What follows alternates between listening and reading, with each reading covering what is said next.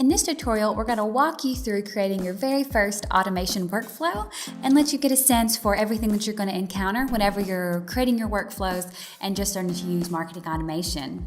And so as you might notice, I've got a green dot on my screen. This is basically going to be me going through our interactive tutorial that's available within your marketing automation feature that you've got in your account. However, maybe those of you don't really feel like going through it yourself manually. You just want to kind of, hear someone explain what it is they're seeing, the hows and the whys for where things are located and things like that. And this video is definitely going to be for you guys. And so you can see I'm going to go ahead and go through this workflow, and pre-selected is going to be for subscribes. And you can see that you've got some grayed out options. We're just going to go through this kind of predefined workflow here for this example, but you can see that you've got these additional conditions that they're called with Getresponse, these different conditions that you'll use to start your workflow. And so in this example, we're going to start subscribes. And I'll only briefly mention that if you do decide yourself to go through the interactive tutorial, simply hover your mouse on the different green flashing dots that you'll see throughout this video, and you'll be able to go through the interactive tutorial yourself and be able to learn exactly the how and the why for yourself manually via text. But here we are going to go through it. And so we're going to click subscribes, and you can see whenever I click subscribe, it opens up this workspace, we could call it, for marketing automation. This area is where you're going to be building your workflows. And so this is going to be a very simple drag and drop feature that hopefully you guys will start to get used through all throughout Getresponse, creating messages and landing pages and forms. And so we're going to see on the right side here, this is all of our different elements that we can utilize within our workflows.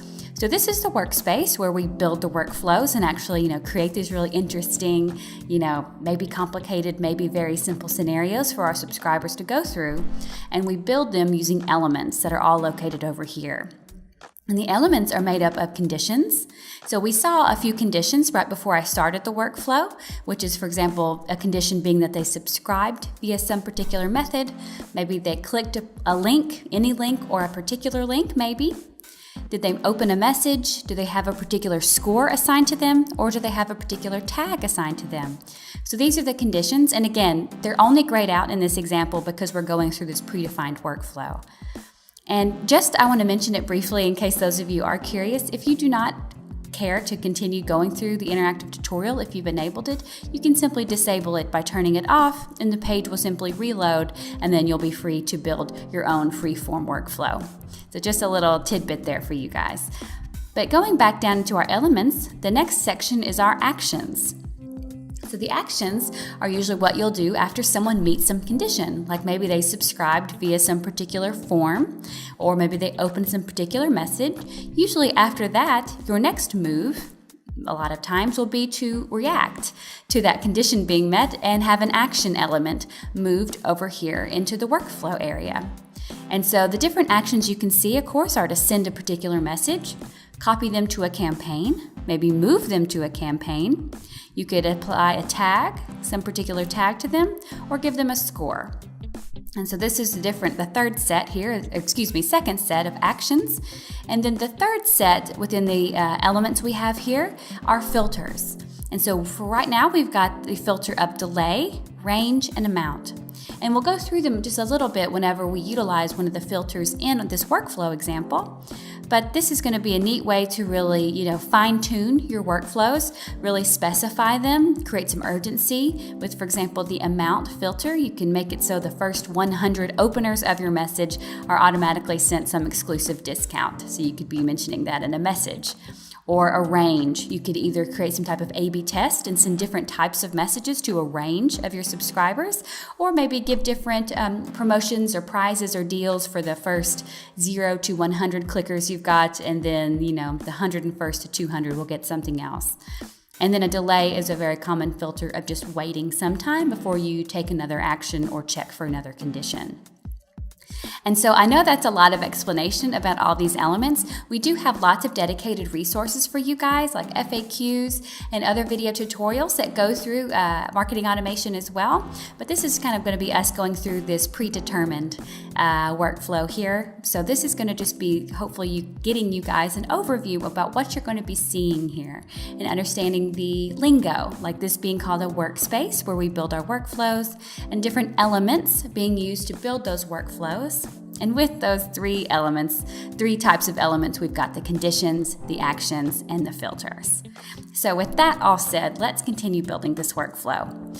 And so in this example, I'm going to be moving over the send message action element over here into the workspace, and then connecting the two elements. So this is how you can see that we're actually, building a workflow is by connecting the connection points to each other. And so we'll see that as we proceed forward, how we actually create this really, beautiful string of actions, conditions, and filters to make up our workflow. And now we're going to see that we've got this properties tab here. Because the Add Elements tab is, again, where we're going to utilize all of these three types of elements and moving them into our workflow to build this really, particular scenario. But then in Properties, for each of these elements, you'll be able to specify different details based on the element that you have highlighted. So currently, highlighted and selected, here in blue is, remember, the action of send a message. So of course in Properties, I want to go ahead and specify which message should be sent to these people who subscribed via my form. So we can see we're going to automatically choose Select a Message, and we've got this predetermined message choice here for the example of tutorial message. So now you can see they subscribed via the form, now we're going to send them a message. And from this point now, we're good to go back to our elements because we need to keep going. We, have more that we want to do in this particular workflow, because now that we've sent this message, we can say, or we will send this message to those who sign up via this form. It's probably, pretty normal that we would want to know, did they actually open my message? And so we've got this very awesome condition called message opened that we're going to just drag and drop right here under the send message element. And then remember, linking these two so they're connected. So they have a relationship now, we could say. And so that way we're going to be sending this message to them, and then automatically we'll be checking were any of the was this particular message opened? Did they open it? Because this is something you want to probably be keeping track of and making proper decisions and actions further for that.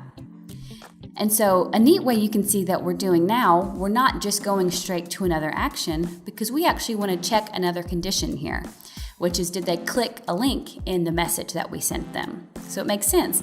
They opened the message, but also you want to know, did they click a link? So we've got the link clicked condition here, and we're going to move it over here to the side. That's this yes connection point of message opened, because this logic then leads us to, we sent them a message, we're checking, did they open the message? And if yes, so green checkpoint of course means yes, we want to know, so they opened it, but did they click? So that's how you can see that you can mark two conditions together in a neat way to see, okay, so did they open? Yes, they opened. Did they click my link? And so now that we have, asked the question, basically, was a link clicked, we want to go back to Properties. Remember that we did that for our action tutorial message that we chose. We're going to do it again for this link clicked.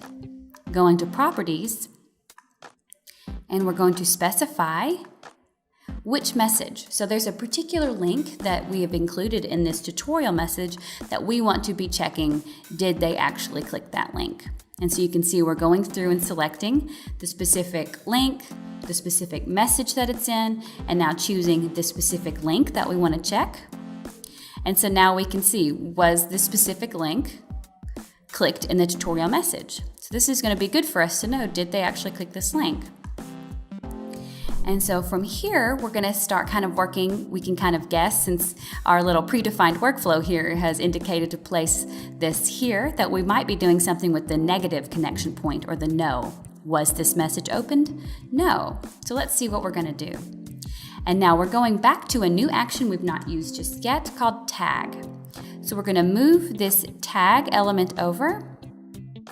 Then you're going to see we're going to make that connection again. So you can see, if someone did not open this message, no, you can see we've connected it to assign or remove a tag. So now we need to go to Properties and actually give them a tag. And so you can create a tag if you haven't created one just yet that you would like to apply it to this scenario, or use one that's existing. But we're going to create a tag here. So I'm going to call this inactive 4. I'm only doing that because I have many tags I've created in some examples called inactive, so I'm just creating one. You can name it whatever you would like, and click Add. And so now we can see everyone who actually does not end up opening this message, we're going to assign them a tag to their subscriber profile called inactive 4. And that way we can start searching for people based on tags. We can start applying different, workflows, actions, and conditions for people that have a particular tag, and so on. But we want to keep moving on. And so now we're going to do something for those, looks like that they did open our message and then they did click our link. We're going to use this additional action that we've not used yet called score. And so you'll hopefully come to see that tagging and scoring are really excellent ways to start really proactively and, smartly, I could say, managing your subscriber database. So because you're tracking these opens and clicks, if you're applying different tags and scores that you're setting up for your strategy, you're going to be able to really keep track of, who's engaging with you, who is not, what content in particular people are engaging with. That's only going to help you make better decisions for the future. And so moving this score element over here, we're going to connect it to link clicked. So people who opened my message, then they clicked that link I specified. I'm going to connect them. And then you'll probably guess, of course, I need to go back to properties and enter a score. So this could be up to you. This is totally up to you and how you're going to set up a strategy for scoring your subscribers. You need to decide for yourself, how much is an open worth to me? How much is a click worth to me? Maybe every open gets 2 points and every click gets 5 points, or so on. You can really just set up your own strategy. That way you can start seeing when people are getting up to some number of points. Maybe these are your, truly really some loyal subscribers that you could then send some kind of exclusive offer to or something. So I'm just going to enter in, let's say 100 points just because that looks fun. And so we're going to be adding 100 scoring points to those who have opened and then clicked my link. But now for those who didn't, looks like we're going to probably use tagging. So you can see tagging and scoring are very important. That's why we're featuring them, is because it's a really smart way to start, keeping track of your database. So let's move over this tag again, connecting it to the no connection point here. So these people opened my message, but they did not click that specific link. So remember, going back to properties to specify what type of tag. And maybe we want to give them the same tag as those who didn't actually open the message, or maybe one that's different because you would like to indicate, well, they opened, but they didn't click. So maybe they're, semi-active or semi-inactive. So I'll just give them one of my predefined tags that I've already set up here, and you could do just the same. Let's go back to the element, and now we're finally going to get to utilize some filters. And remember at the beginning, I mentioned that filters are just a neat way to really kind of specify and, really hone and sharpen your contact with your subscribers. But also there's this excellent delay filter as well, which you'll find very handy because it just puts some time in between, different actions that you'd like to do. So let's move over the delay filter. And we're going to connect it to the scoring points because it looks like we would like for this delay to actually affect, again, those openers, those clickers, and those who just got 100 points to them. So we need to specify how long we want this delay to be for. So we do that in properties. And so again, we have this preset, 1 day, 12 hours, 30 minutes of that's a day and a half, basically. Just that's a pretty standard time to wait between things or give people time to open your messages or click links or something like that. But you could make it anytime. For example, we set this example to be for 2. So wait for 2 days, 0 hours, and 0 minutes.